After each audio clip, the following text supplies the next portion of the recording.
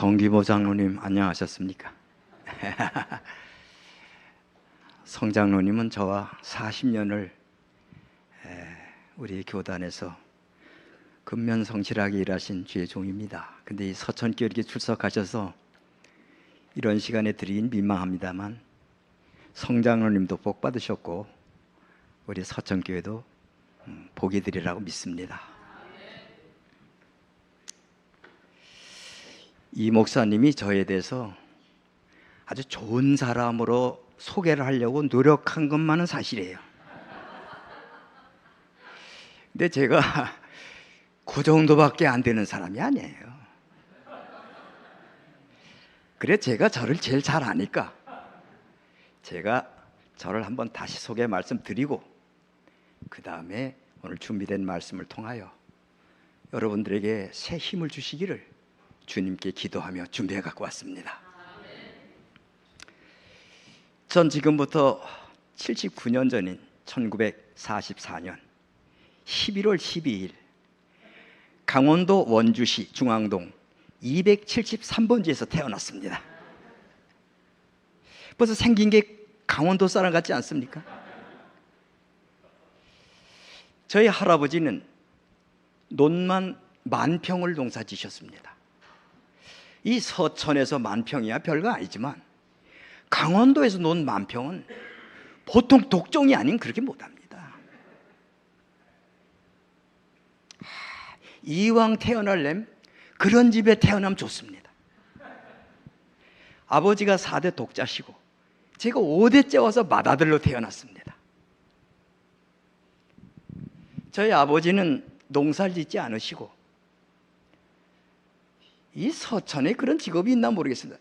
산판이라는 직업이 있습니다. 강원도에는 산판, 장로님 아실 겁니다. 예. 그 다음에 산판만 하신 게 아니고 또 원일 제재소라고 제재소를 하셨습니다. 제재소만 하질 않고 또 가구점도 하셨습니다. 돈 벌었게 못 벌었게 참 많이 벌었습니다. 이왕 태어나려면 그런 집에 태어나면 참 좋습니다. 예. 그래 제가 태어나니까 그 동네 사람들이 그 귀한 집에 아들이 태어났으니 하고 다 축하를 해서 며칠 동안 잔치를 했다고 하면 전 듣긴 들었는데 보진 못했습니다 그때. 그래 여러 마리 돼지도 잡고 또 뭐 농악대도 하고 그래서 그러다가 그 중에 또 약간 또 설레발이 치는 사람이 어느 동네나 있잖아요. 아, 이 귀한 집 아들이니까 이름을 잘 지어야 된다. 이름 짓는 게 중요하다. 그게 저희 할아버지가 이름을 그럼 어떻게 지어야 되겠느냐. 그러니까 아이고 우리끼리 그냥 적당히 짓지 말고 전문적으로 이름 짓는 사람, 그 장명가라고 그러지 않습니까? 그 사람한테 짓는 게 좋겠다. 그래 그 장명가 중에서도 제일 유명한 사람한테 짓는 게 좋겠다. 할아버지가 좋다. 내가 땅이라도 팔아서 이름 짓겠다. 그럼 그 사람이 어딨냐? 그 유명한 장명가가 강원도에는 없다. 그럼 어딨냐? 서울에도 없고 저 전라도 땅 고흥이라는 곳에 가면 송씨라는 사람이 있는데 그 사람이 우리나라에서 이름 제일 잘 짓는다. 그러냐? 그 할아버지가 원주에서 기차를 타고 서울역 와서 다시 기차를 타고 여수에 여수 와서 여수서 뭐 거시기 해가지고 하여튼 그 송씨를 만났다는 거야. 그래서 이름을 지어왔습니다. 참. 그 당시에는 영철이, 명철이, 순자, 덕수 뭐 이런데 보석 이게 아무나 짓는 이름이 아닙니다. 이게 저희 할아버지가 쌀 5가마니를 줬답니다. 뭐 저희 집에서 5가마니는 건 껌값입니다. 예. 그래서 제가 그 이름을 지금까지 80여 년 동안 써먹고 있습니다. 근데 자녀라는 것은, 애들이라는 것은 자라면서 가끔씩 반쯤 죽여놔야 됩니다. 그래야 사람이 됩니다. 근데 우리 할아버지, 할머니, 고모들, 아버지, 어머니가 저를 반쯤 죽여놨게 안 죽여놨게? 제가 그들을 반쯤 죽여놨습니다. 제대로 될 리가 없습니다. 애가 문제 곱하기 문제입니다. 학교 가고 싶으면 가고, 가기 싫으면 안 갔습니다. 학교 앉았다가 산에 가고 싶으면 그냥 갔습니다. 그래도 제가 우리 학교에서 문제아가 되지는 않았습니다. 왜? 우리 집에서 나오는 죽대기라는 게 있습니다. 그 제재소에서 쓰는 그 나무를 베어가지고 그 껍데기 있지 않습니까? 그런 거 잘라내는 거, 그거를 다 이렇게 떼기 좋게 해가지고 학교에다가 겨울에, 강원도는 겨울에 난로를 뗐습니다. 그때 그 산더미 같이 쌓아놓으니까 아예 선생님이고 뭐고 교장 선생님이 걔 건들지 말라고. 그래 뭐 운동회다 뭐다 그러면 우리 집에 그 자동차가 5대가 있었습니다. 그 재무실이라고 그러는 것인데 그건 나무 실어오고 뭐 이런 것들입니다. 그걸로다 그냥 뭐 한 잔씩 갖다 주고 또 돈을 많이 냈습니다. 후원금을. 그래서 전 학교 안 가는 날이 간 날보다도 많은데 개근상 탔습니다. 제가 그런 사람입니다. 저희 아버지가 저한테 그랬습니다. 공부 좀 잘해라. 한 번도 그런 말 한 일 없습니다. 무럭무럭 병들지 말고 튼튼하게 잘 크기나 해라. 그래서 제가 요 정도 컸지. 그때 공부해라 그랬으면 제가 지금 앉으나마나 서나마나 할 거예요 아마. 젊은 애들이 제일 어려운 게 공부하는 겁니다. 여러분 공부가 얼마나 힘든지 모릅니다. 그건 누가 만들어냈는지 참 그건 성령이 만든 건 아닌 것 같습니다. 그런데 저희 집은 중앙동 큰 거리 이렇게 사거리에 이렇게 3층 집이었습니다. 근데 바로 요 옆에 무슨 노숙자 숙소 같은 집이 하나 있었습니다. 요 집의 아들 1등, 이 집 아들도 1등입니다. 방향이 달라.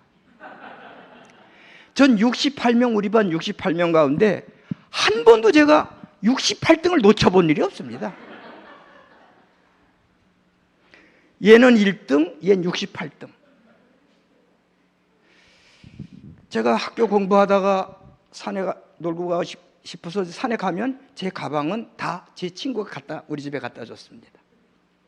그 다음에 숙제 내줘요. 그때 숙제가 많았습니다. 한 번도 전 숙제를 해본 일이 없습니다. 제 친구가 다 숙제해 줍니다. 그래서 제가 1등을 합니다. 자기 숙제만 해도 공부를 잘할 텐데 친구 숙제까지 해주니 얼마나 공부가 잘 되게. 그래서 저는 어렸을 때부터 남 잘 되게 해주는 사람입니다. 제가 여기 왜 왔겠습니까? 여러분 다 잘 되게 해주려고 왔지. 저는 벌써 학교 다닐 때부터 남 잘 되게 해주는 연습을 한 사람입니다. 제가. 그래요 안 그래요? 그런데 어느 날 이 친구가 저한테, 야, 초등학교 5학년 때입니다. 너 오늘 뭐 하냐 그래요. 뭐긴 뭐냐, 놀지. 우리 교회 가자. 교회? 그냥 교회를 다녀요. 우리 교회 가면 우유 가루를 공짜로 준다 이랬습니다. 미안.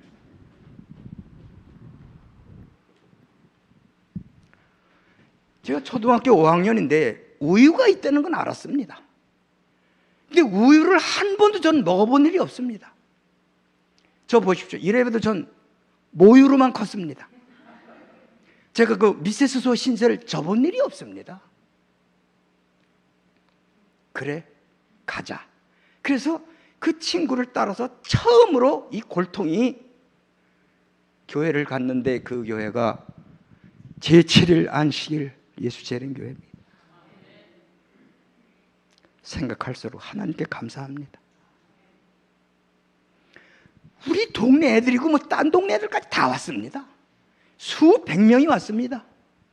그 많은 애들 가운데 신발을 신고 온 애가 몇 명 안 됐습니다. 근데 그 많은 애들 가운데 운동하시는 인간이 하나 있었는데 누구게?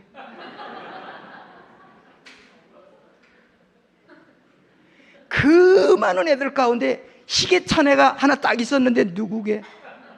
내 말 안 하는 애가. 근데 저는 그때 시계가 뭔지도 몰랐습니다. 우리 선생님이 시계를 차셨는데 이렇게 뭐 할 때 이게 멋있어요.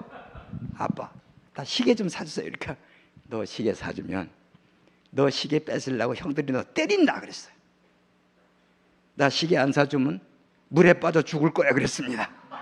그랬더니 저희 아버지가 시계를 사주셨는데 속 없는 거 껍데기 있잖아요. 이것만 사주셨습니다. 그래도 전 그게 시계인 줄 알았습니다. 제가 그런 사람입니다. 제 친구가 저를 데리고 어디로 갔냐면 그게 원주 교회가 여름 성경학교 시작하는 날입니다. 그게. 지금으로 말하면 등록을 하러 가는 거예요. 등록. 어떤 형이 앉아갖고 너 이름 뭐냐 그래요. 엄보석이다. 진짜 이름이냐 그래요. 듣던 종 처음이거든요. 그 당시는 이런 이름이 없었어요. 진짜다 그랬고 몇 학년이냐? 5학년이다. 제가 교회 와서 난생 처음 김 팍 쐬는 소리 들었습니다. 뭐냐? 너 진짜 5학년이야? 그래. 그러니까 너 어디 조그만 애가 벌써 5학년이냐? 이래. 아씨. 그래도 5학년이다. 그러니까 이 짝에 앉아 있어. 그게 지금으로 말하면 소년반이야. 소년반. 5학년이라니까. 그냥 그 대학 때 거지떼들이 앉아 있습니다. 빨리 뭐 우유가루나 주지. 왜 이렇게 골치가 아픈가? 얼마 있더니 어떤 고등학교 학생이 나오더니 노래를 가르쳐 주겠다고 그래요. 노래. 전 학교에서 배운 노래, 뭐 나의 살던 고향은 그런 건 줄 알았어요. 그게 아니에요. 처음으로 가르쳐 준 노래가 뭐냐? 주님이 계신 가정, 행복된 가정. 아니 우리가 행복이 뭔지 압니까? 우리 거지들이. 빨리 우유가루나 주지. 크게 그럼 또 행복된 가정. 더 크게. 혼을 다 빼놓더만. 두 번째 가르쳐준 노래가 작은 냅이 비치자 환하게 비치자. 귀신이 확 끄지 못하게 환하게 비치자. 길을 쓰고 또 했습니다.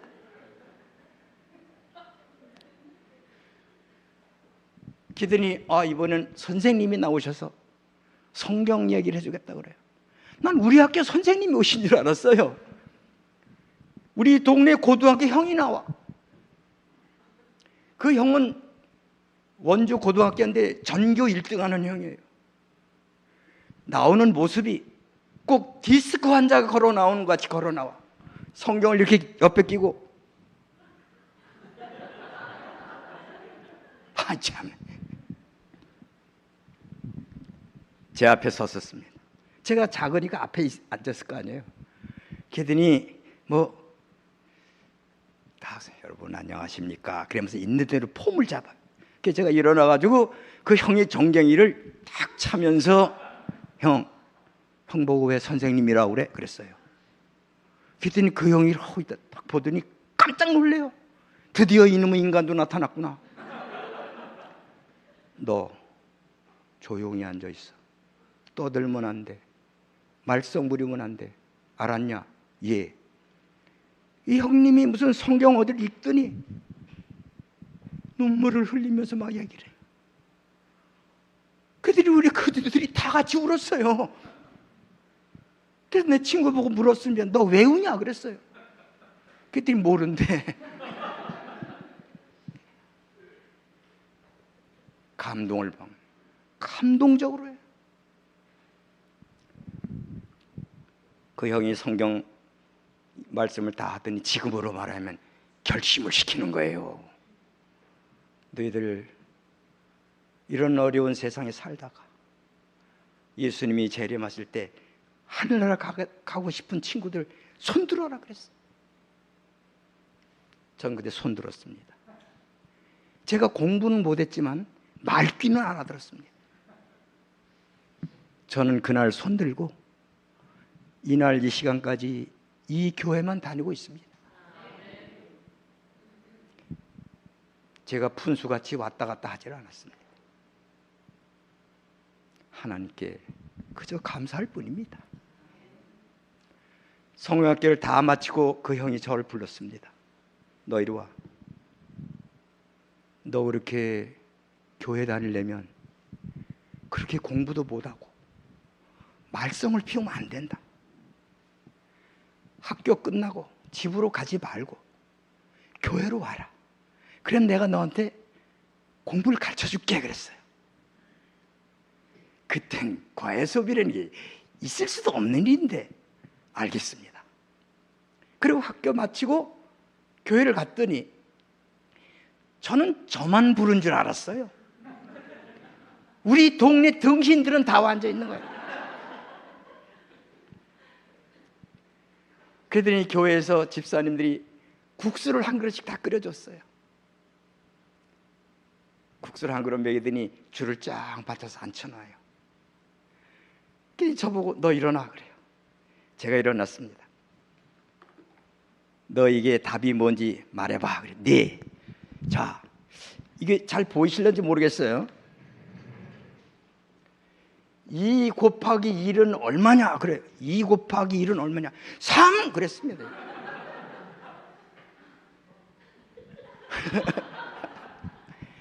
이 곱하기 2는 얼마냐? 4! 그랬습니다. 그 등신들이 다 쟤 공부 잘한다 이렇게 쳐다봐요 저를. 2 곱하기 3은 5! 그랬습니다. 그 형님이 이거는 틀렸고 이거는 맞았고 이건 틀렸다. 헷갈리는 거예요. 이게 왜 틀리는지 저는 모르겠어요. 저는 그때 초등학교 5학년입니다. 저는 더하기만 있는 줄 알았어요, 세상에. 그랬더니 너 밖에 나가서 공깃돌을 좀 몇 개 주워 오너라. 그래 공깃돌을 주웠더니 2개씩 3개를 놔라. 아니 2개씩 2개를 놔라. 그래. 그럼 얼마냐? 두 개씩 2개를 놓으면 얼마냐? 그래서 2개씩 2개를 놓으니까 얼마입니까? 4개잖아. 자, 2개씩 3개를 놓아라. 그럼 공깃돌이 몇 개냐? 5입니다. 그래, 6입니다. 그러니까 이건 틀렸다 그래요. 세상에는 곱하기라는 게 있구나.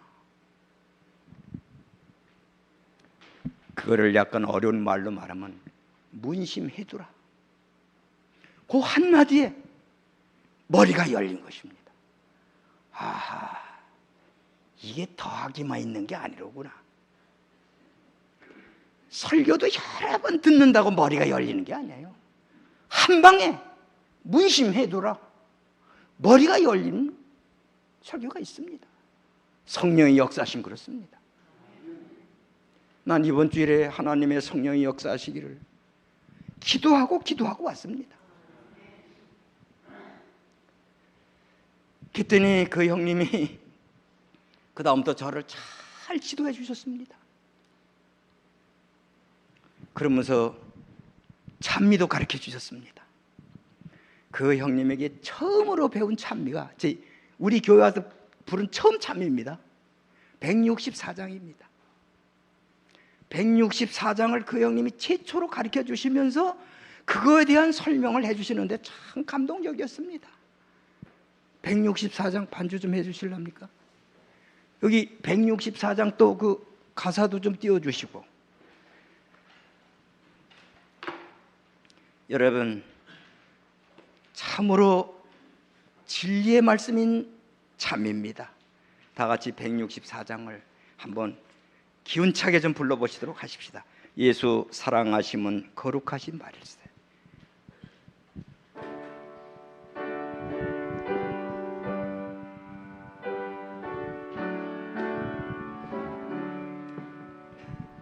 예수 사랑하심은 거룩하신 말일세. 우리들은 약하나 예수 권세 많도다. 날 사랑하심, 날 사랑하심, 날 사랑하심, 성경에 쓰셨네.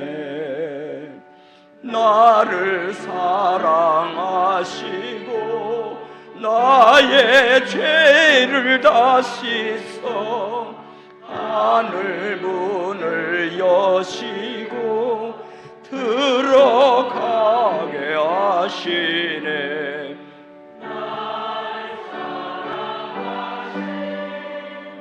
날 사랑하심,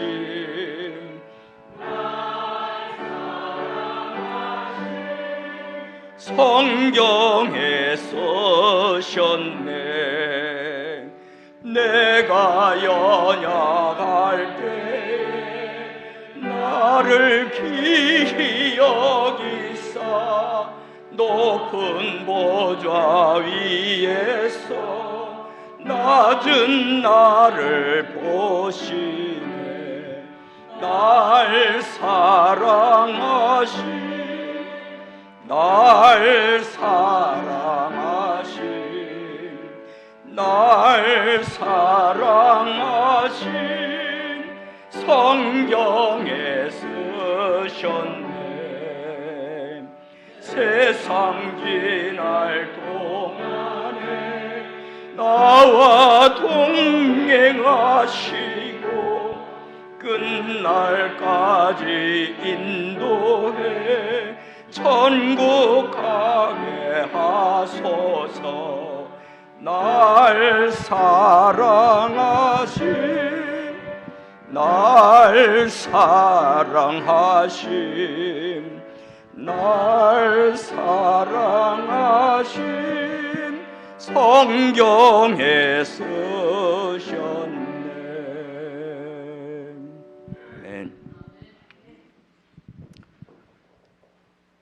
그 형님은 이 찬미를 부르면서 눈물을 흘리면서, 그분이 누구냐? 신계훈이라는 분입니다. 아시는 분은 아실 겁니다. 자, 사람은 영향을 받습니다. 그렇습니까?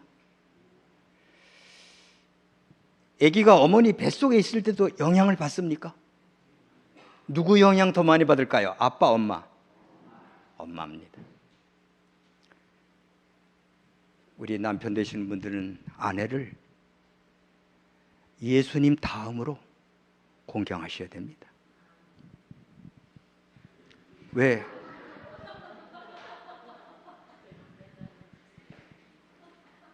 아내는 힘 있는 게 아니라 영향력이라는 게 있습니다. 그 다음에 아기가 태어납니다. 영아도 영향을 받습니까? 엄마, 아버지 누구 영향 받습니까? 엄마입니다. 인간이 최초로 어머니에게서 가장 큰 영향을 받습니다. 어머니여서 등신 같은 애 만나면 절단납니다. 그냥. 엄마는 참 인생에서 중요한 분입니다. 엄마보다도 중요한 분은 세상에 없습니다. 그 다음에 학교 갑니다. 초등학생. 엄마, 아버지 누구 영향 받습니까? 선생님입니다. 선생님 어서 멍청한 놈 만나면 절단납니다. 엄마 잘 만나고 선생님 잘 만나면 성공합니다. 자, 중고등학교 갑니다. 누구 영향 받습니까? 친구입니다. 친구, 이런 애들은 사귀지 말아라 하는 게 제게 7가지가 있는데 지금 이 시간에 말씀 안 드리겠어요. 그 다음에 시집 장가를 갑니다. 누구 영향 받습니까? 배우자입니다. 사람께서 영향을 받습니다. 숫자도 영향을 받습니다. 합창단은 누구 영향을 제일 많이 받는가? 지휘자입니다. 환자는 누구 영향을 많이 받습니까? 의사입니다. 자, 그런데 종교도 사람에게 영향을 끼칩니까? 종교도? 아버지보다 더 영향을 끼치고 엄마보다 더 영향을 끼치고 친구보다 선생님보다 더 영향을 끼칩니까? 그럼 음식도 영향을 끼칩니까? 음식도 사람에게? 어느 날 생쥐한테 소주를 한 잔 먹였답니다. 그랬더니 그 생쥐가 폼을 탁 잡더니 고양이 새끼 나와라 이랬답니다. 그렇게 영향을 받는 것입니다. 종교가 사람에게 가장 강력한 영향을 끼칩니다. 저는 지금까지 술을 마시지 않습니다.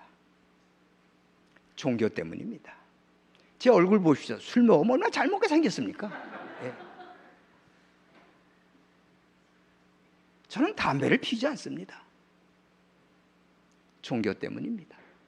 저 보십시오. 담배 잘 피우게 생겼습니까? 저희 아버지는 담배를 한 대씩 피지 않고 2대, 3대씩 꽂고 피웠습니다. 제정신이 아니었죠. 예, 예. 그런 집 아들인데 제가 왜 담배를 못 피겠습니까? 조금 콧구멍에도 넣고 아마 피웠을 겁니다. 아마. 예. 저는 재림교인이기 때문에 안 폈습니다.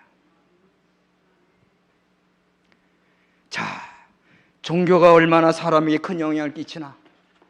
왜 종교는 사람에게 영향을 끼치는가? 종교의 무엇 때문인가? 종교의 가장 중요한 것은 보십시오. 목적지 때문에 그렇습니다. 목적지, 종교의 목적지. 모든 종교는 목적지가 있습니다. 유교도 목적지가 있습니까? 있습니다. 유교는 목적지가 무엇이냐? 대동사회입니다. 유교의 목적지는 첫째, 온포사회, 두 번째는 소강사회, 마지막 목적지는 대동사회입니다. 불교도 목적지가 있을까요? 있습니다. 불교의 목적지는 어딘가? 사바세계, 그 다음에 용화세계, 그 다음에 향적세계, 마지막엔 극락세계가 목적지입니다. 불자들은 다 극락세계에 가기 위해서 부처님께 공을 드리는 것입니다. 자, 우리 기독교, 우리 재림교회, 제7안식일 예수 재림교회도 목적지가 있습니까? 어딥니까? 하늘나라, 천국입니다. 여러분 교회 왜 다니십니까? 목적지에 가려고 다닙니다. 어떤 사람은 나는 뭐 그렇게 꼭 천국 가려고 다니는 건 아니야, 이런 헛소리 합니다. 그런 인간 때문에 교회가 저질화되는 것입니다. 여러분, 제가 지금 해결할 문제 중에 제일 큰 문제는 내가 과연 천국에 갈 것이냐 못 갈 것이냐, 이것이 중요한 것입니다. 여러분, 교회 다니는 것도 중요하지만 교회 백날 첫날 다니고 헌금도 하고 선지자 노릇도 해지만 천국 못 간다면 그게 뭡니까? 그게 도대체. 자, 천국을 어떻게 가는가, 이게 문제입니다. 여러분, 부자는 어떻게 하면 되는가? 부자는 부자같이 살면 부자가 됩니다.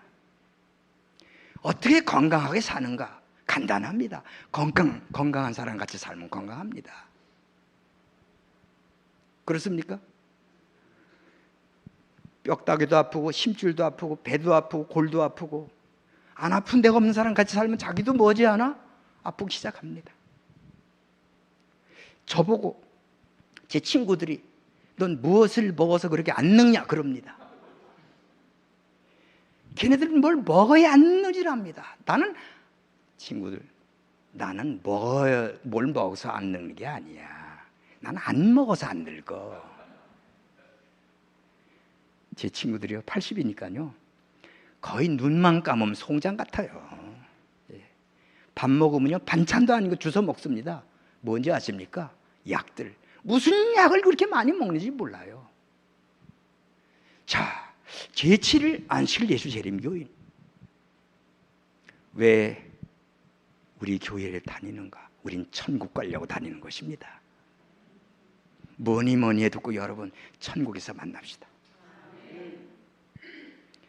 서천에서는 안 만나도 좋으니 천국에서 만납시다.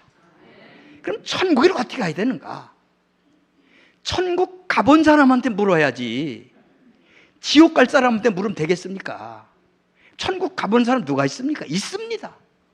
천국에 사시다가, 우리같이 세상에 사시다가 지금 천국에 계신 분이 누구십니까? 그분에게 물어봐야 됩니다. 그분에게 이미 성질 급한 사람이 물어봤게 안 물어봤게? 물어봤지요. 그랬더니 예수님이 정답을 말씀해 주셨습니다. 정답이 이제 화면에 나올 겁니다. 예수님이 이렇게 말씀하셨습니다. 나더러 주여 주여 하는 자마다 천국에 다 들어갈 것이 아니요, 다만 하늘에 계신 내 아버지의 뜻대로 생각하는 자라고 그랬습니까? 이야, 이거 제가 말씀드리는 게 아닙니다. 우리를 천국 데려가실 분이 말씀하신 겁니다. 여기서 중요한 게 있습니다. 나더러 주여 주여, 중요합니까? 중요하지 않습니다.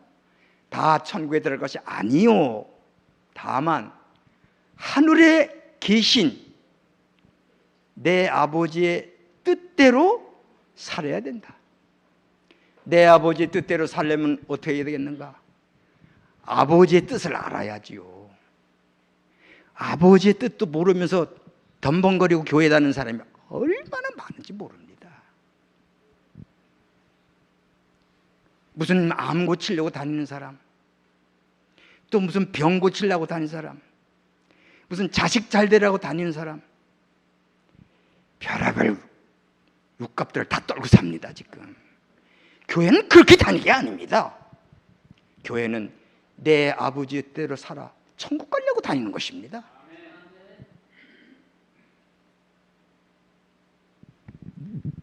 여러분들 집에 가서 성경에 이 말씀, 마태복음 7장 21절의 말씀은 빨간 줄을 쳐놓으시기 바랍니다. 그럼 내 아버지의 뜻이 무엇인가? 내 아버지의 뜻은 성경에 또 이렇게 나와 있습니다.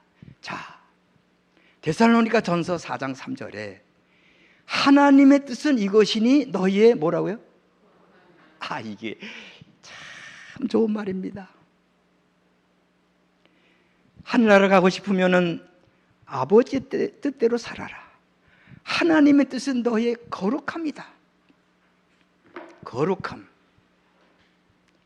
여러분, 거룩함을 오해하지 마시기 바랍니다. 사람들이 거룩하다 그러면 이래요. 슬픔, 낙심, 침울, 엄숙 뭐 이런 게 거룩함인 줄 알아요. 그래가지고 말을 할 때도 안녕하십니까, 오늘 날씨가 참 좋습니다. 이런, 그게 아닙니다. 제가 오늘 거룩함에 대해서 딱 3가지를 확실하게 말씀드리겠습니다. 내 아버지의 뜻은 이것이니 너희의 거룩함이라. 거룩함이란 무엇이냐? 어떻게 사는 것이 거룩하게 사는 것이냐? 쉬운 건 아니지만 또 어렵지도 않습니다. 거룩하게 산다는 게. 자, 거룩함이란 1, 2, 3, 3가지 뜻이 있어요. 첫째, 밝고 빛나다, 이런 뜻이 있습니다. 언어에는 밝고 빛나다. 밝고 빛나다를 어떻게 쉬운 말로 말하면 기분 좋게 사는 것이다, 이 말입니다. 하나님의 뜻은 이것이니 너희가 기분 좋게 사는 것이다. 여러분, 교회 왜 옵니까? 열받으러 옵니까?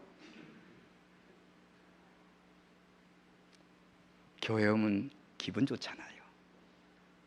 우리 서천교회는 누가 오든지 간에 밝고 빛나는 모습으로 사는 모습을 우리 보여주도록 하십시다.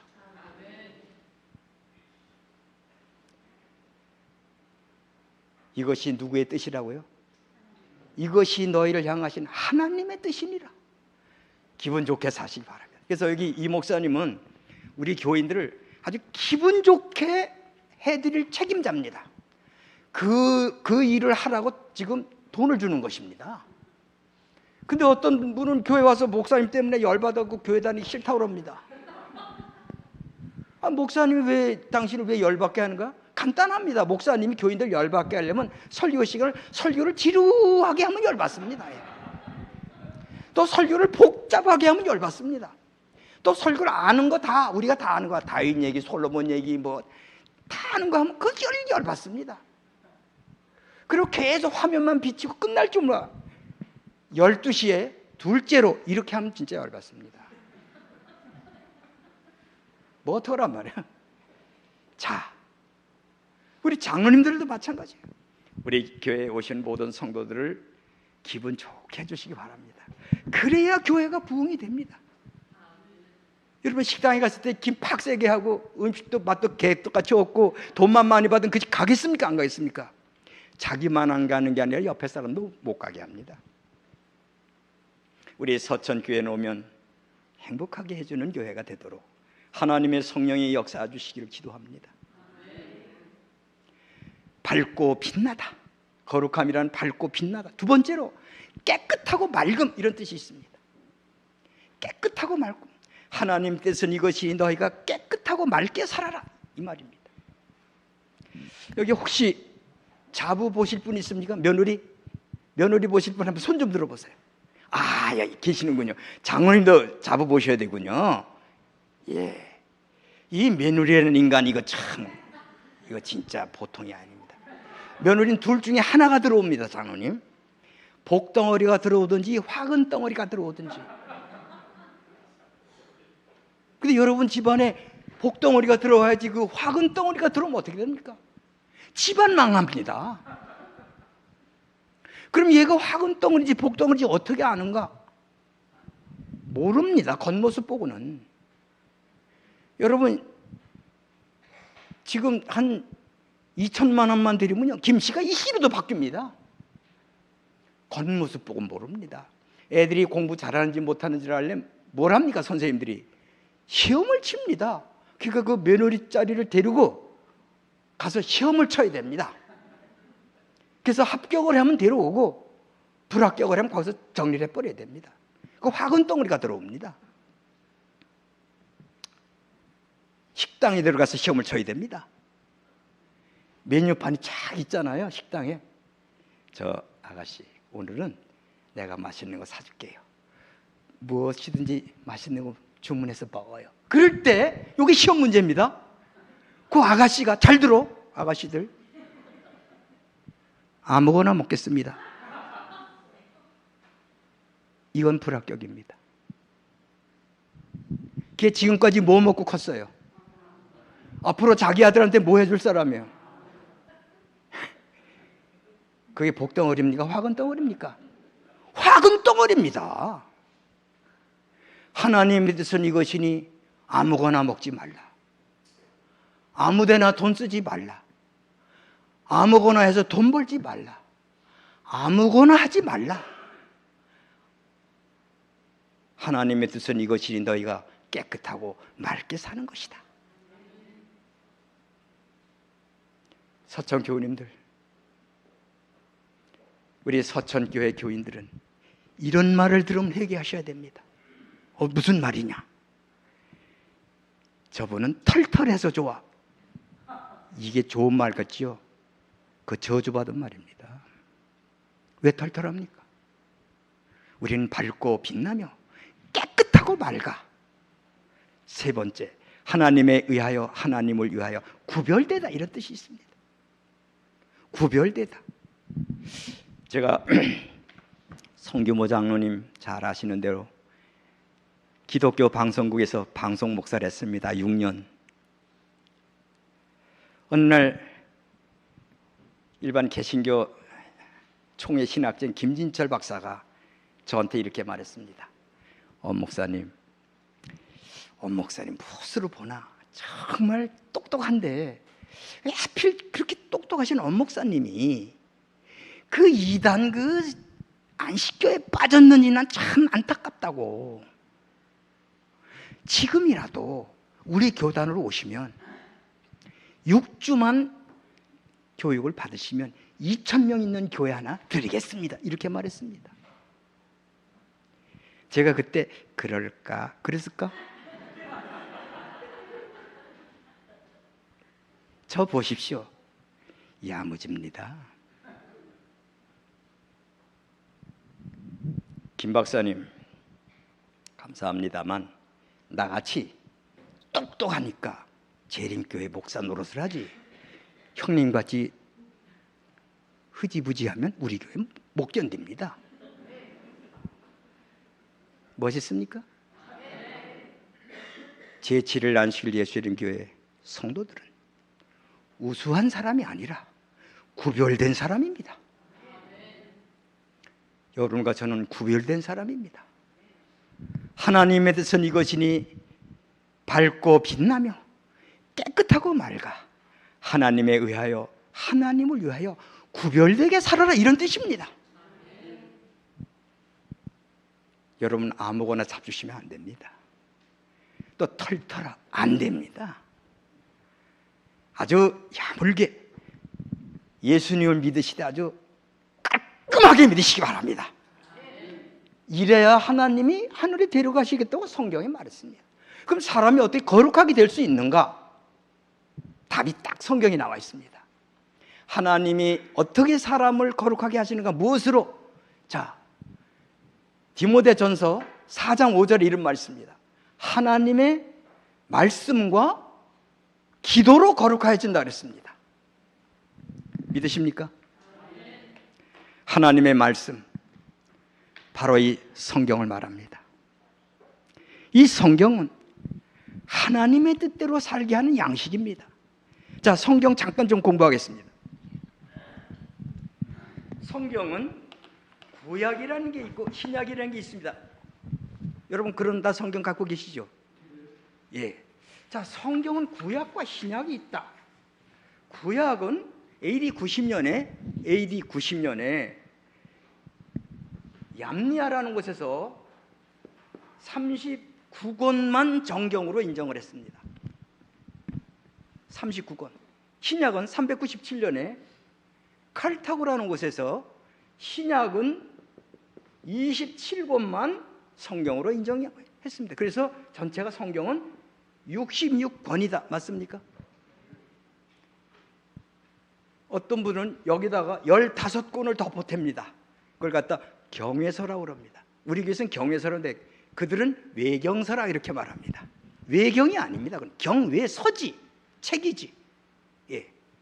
그래서 우리 재림교회에서는 66권만 정경으로 인정합니다.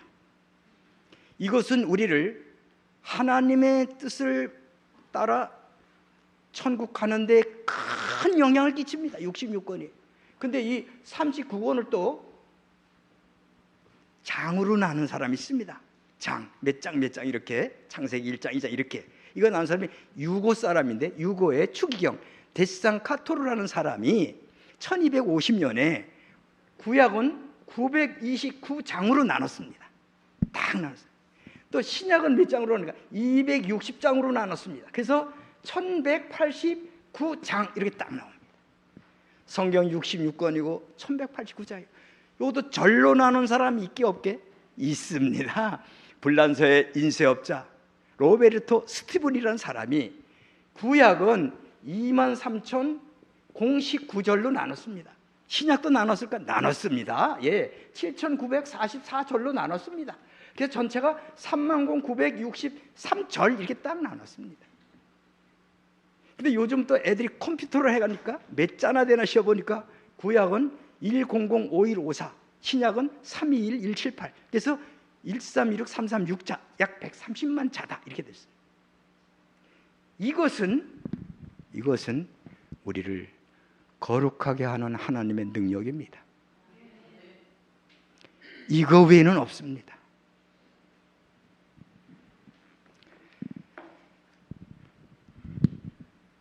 성경은 참으로 놀라운 책입니다. 성경을 읽으면 어떻게 되는가? 그 정신에 하나님의 정신이 물듭니다. 그래서 하나님의 사람이 됩니다. 성경 읽어보신 분들은 다 아마 그거 말 안 해도 다 경험했을 겁니다. 제가 말입니다. 아주 고약한 사람 하나 얘기해 드리겠습니다. 고약하다 이건 인간 이하입니다. 오늘 제가 어느 교회 이제 부임을 해갔더니 첫 안식일에 우리 교회 집사님 가운데 한 분이 오시는데 다리를 이리 대강 저는 게 아니에요. 아주 넘어졌다 일어나 이렇게.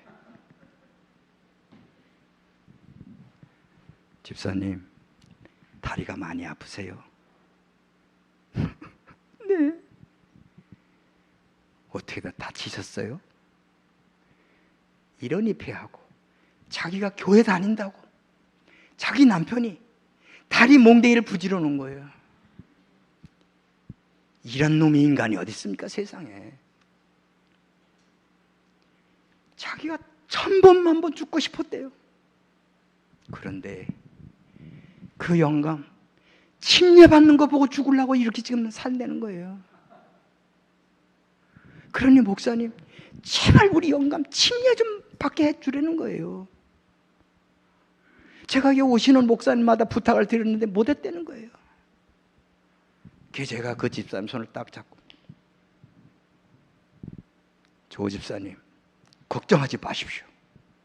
제가 그 영감쟁이 침례 받게 해드리겠습니다. 그랬어요. 그랬더니 뻔히 쳐다보더니 진짜냐고 그래요. 진짜다 그랬어요. 그런 사람 침례 받게 하는 것이 제 전공입니다.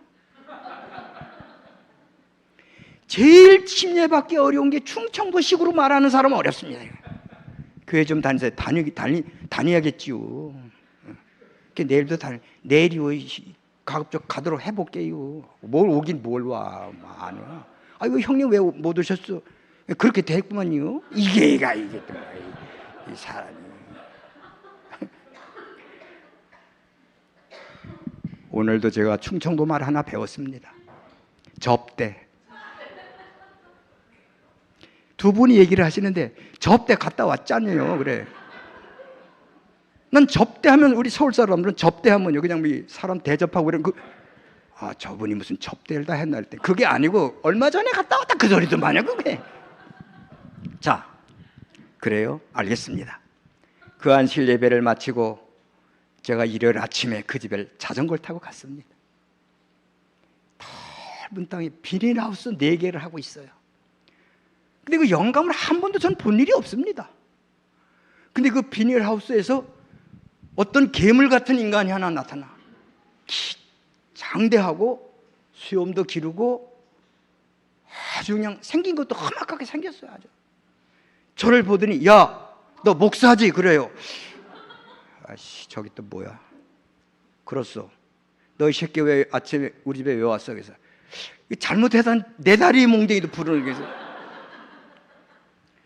아저씨, 나 그냥 여기 지나가는 길이에요. 그래.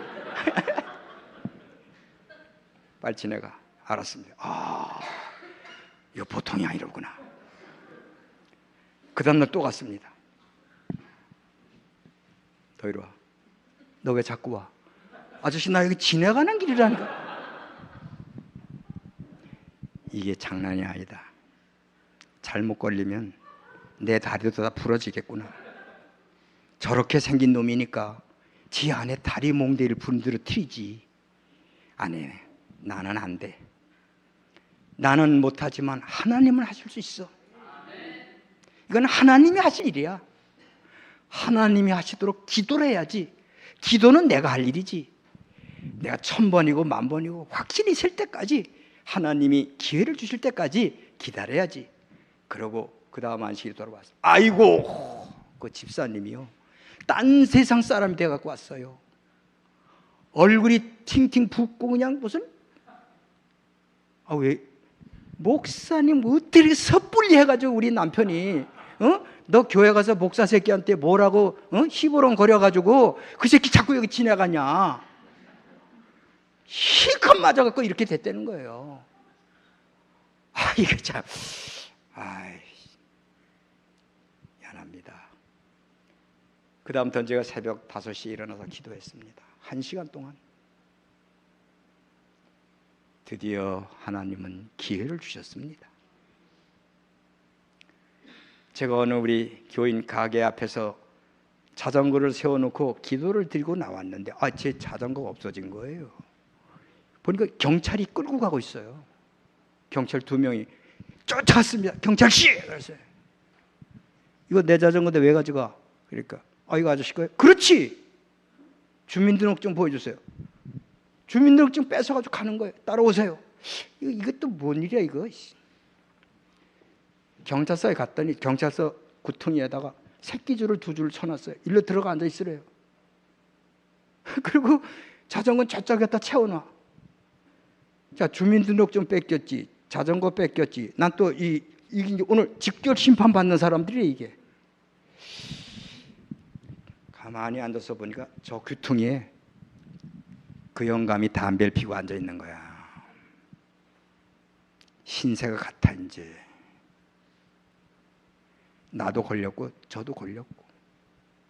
자기는 니아가에다가 뭐 그 비닐하우스에서 나오는 거 그걸 가지고 팔러 나오다 걸렸는데, 그날 박정희 대통령께서 그 길을 지나가시는데 식목하러 가시는데 비상이 걸린 거예요. 그래서 도로에 있던 모든 자전거, 리아카, 오토바이 다 갖다가 즉결 심판하는 거예요. 그런데 바로 그 경찰서에 수사 1과장이 제 중학교 동창이에요.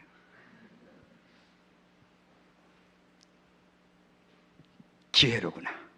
찾아갔습니다. 홍 과장, 오늘 왜 난리냐? 말도 마라. 비상 중에 비상이다.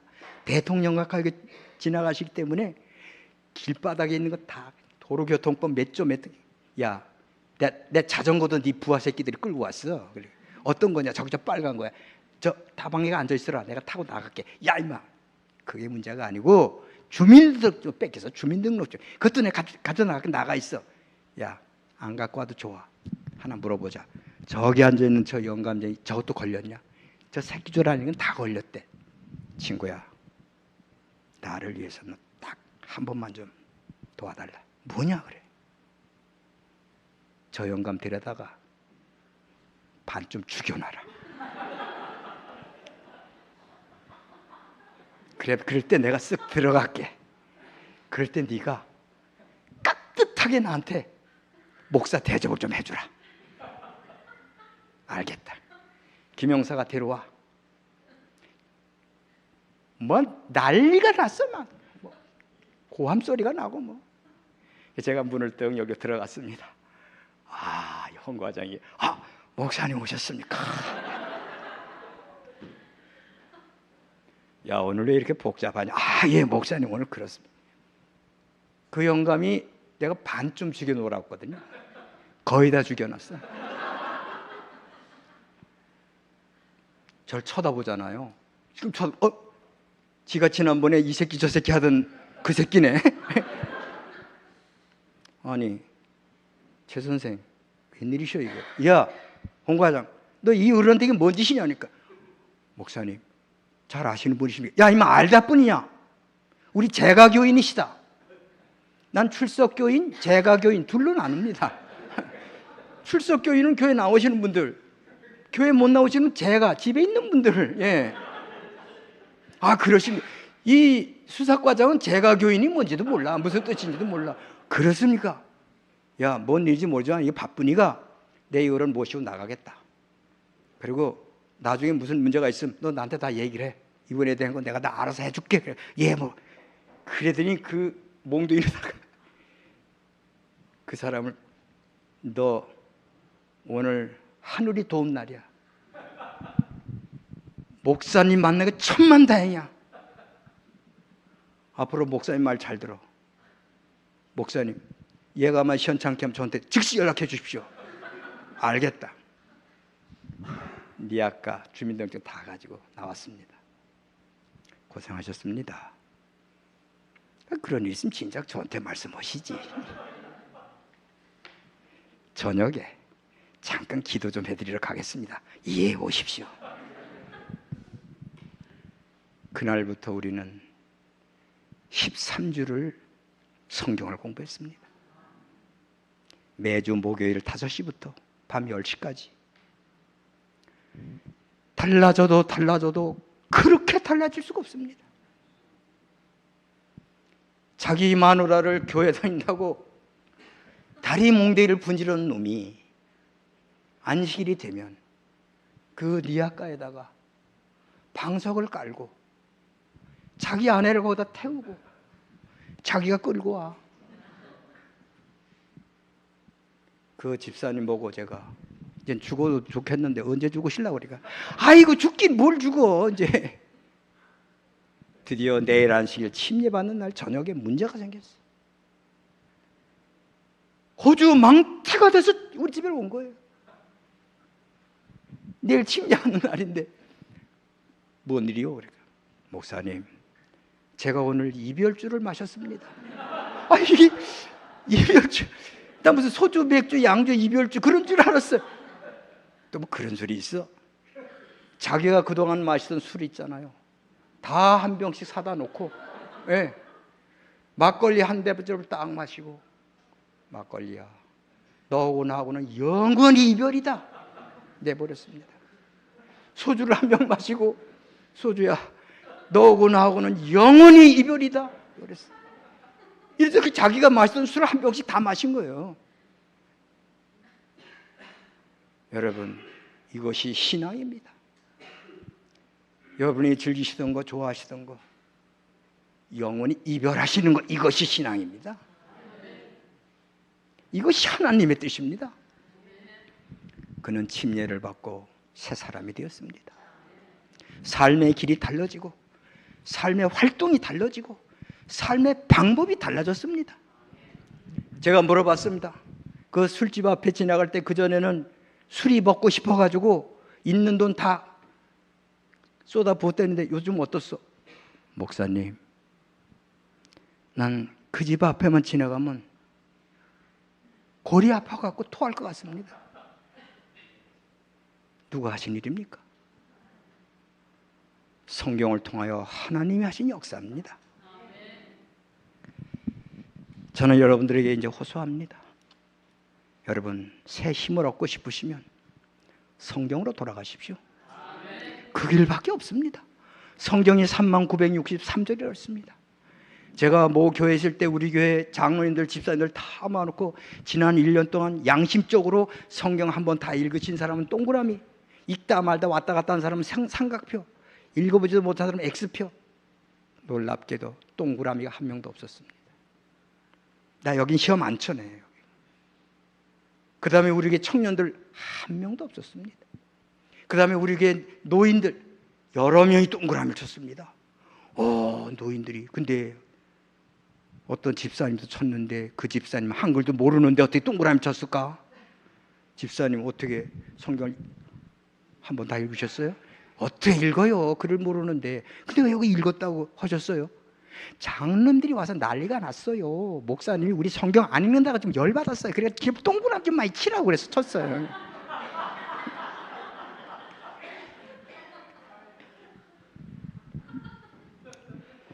제가 그래서 그 다음에는 성경 읽기를 아주 교훈으로 해갖고 실시해 봤습니다. 그랬더니 한 절 읽는데 평균 한 100명이 읽는데 평균 12초 걸리더만요. 12초. 이거 12초 안 걸립니다. 보통 사람들은. 그럼 간단합니다. 12 곱하기 30,963절 하면은 37만 1,556초 이렇게 나옵니다. 이걸 365일로 나누면 1,017초. 이걸 1분이 60초니까 60으로 나누면 하루에 16분 96초입니다. 즉 17분입니다. 여러분 17분만 읽으면 이 성경을 다 읽게 돼 있습니다.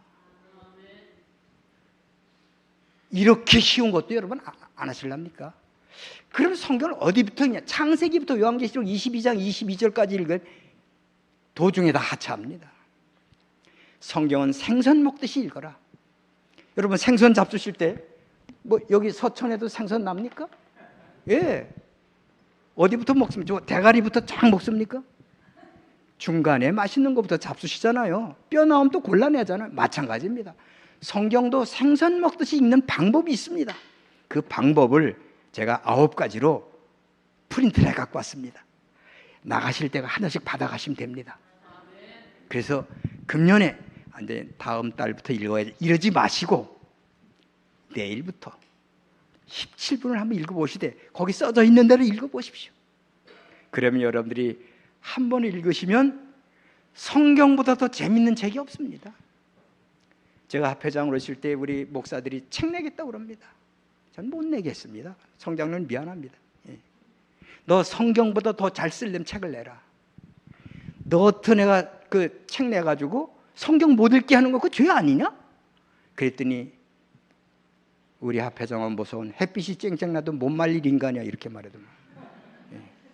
어쩔 수 없습니다. 예. 자, 성경으로 돌아가시기 바랍니다. 성경은 우리 삶의 표준입니다.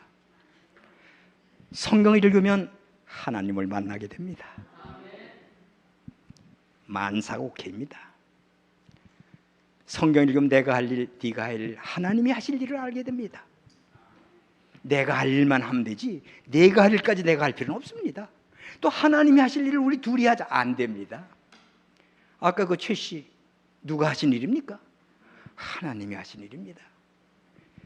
하나님께서 우리 서청 교우님들 성경을 통하여 새 힘을 주시기를 기도하며 말씀 마치겠습니다.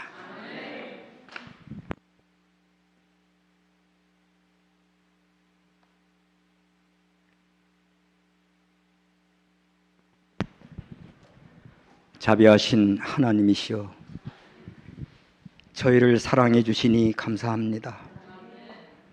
좋은 고장에 살게 해주시니 감사합니다. 정도의 재림교인으로 살게 해주시니 진심으로 감사합니다. 말씀을 통하여 새 힘을 얻고 어려운 세상 기운차게 살도록 축복하여 주옵소서. 예수님의 이름으로 감사기도 드립니다. 아멘.